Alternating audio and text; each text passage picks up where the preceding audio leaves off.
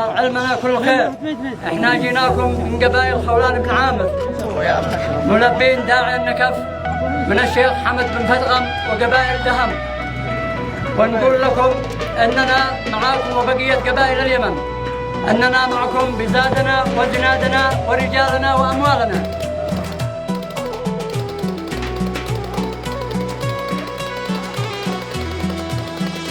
سلام